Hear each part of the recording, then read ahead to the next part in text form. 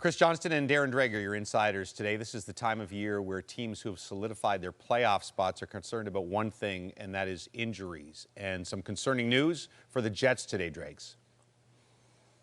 Yeah, Scott Arniel, the head coach of the Winnipeg Jets, acknowledged that his veteran Nikolai Ehlers is going to be lost to the team week to week, and that doesn't entirely take him out of the possibility of the first round. And also, Gabe Vilardi, who skated, is listed as day-to-day. So if we look at Nikolai Ehlers, talk about how unlucky, how fluky this was on the weekend as he collides with an on-ice official.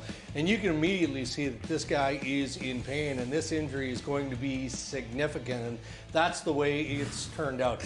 Better news for Gabe Vilardi, as I said, he is skating, so he remains a possibility to start round one of the playoffs or participate at some point, maybe as the middle part of round one. But what it also means is that the Jets are going to have to lean on some other guys, like Alex Iafallo, Cole Perfetti, are going to have to shoulder more of the load.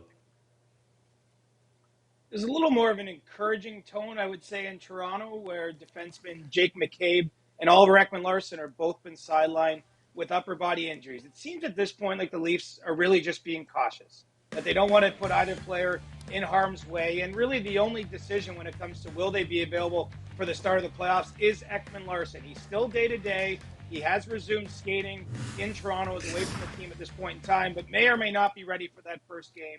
It certainly sounds like McCabe will be there. And so while we won't likely see them in uniform before the end of the regular season, neither appears to be in too much danger when it comes to their playoff availability. Dallas about to start what will be a cage match in the first round against Colorado. Will we see Miro Heiskanen against Nathan MacKinnon, CJ?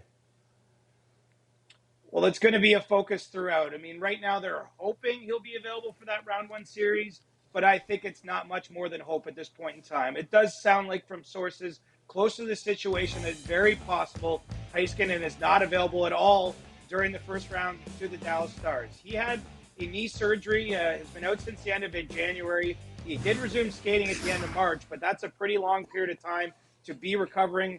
Obviously, when it comes to the playoffs, sometimes those injury timelines get shrunk and guys find a way to get back in the lineup. But right now, it's far from a certainty we'll see Heiskanen in that first round series. Ivan Demidov, instant star, Dregs in Montreal. I know it's early, but looking forward, could he have an impact on the way other free agents perceive Montreal? Yeah, I think that's fair because he's an added piece, right? And you can see that he provides an instant element of offense. And that was the injection that the Montreal Canadiens were hoping, but they didn't expect it would be this immediate in terms of his NHL debut. So if you're looking at the bigger picture, which we are here, you can also look around the division and look around the top contenders in the league and recognize that the Montreal Canadiens are going to have to add some pieces.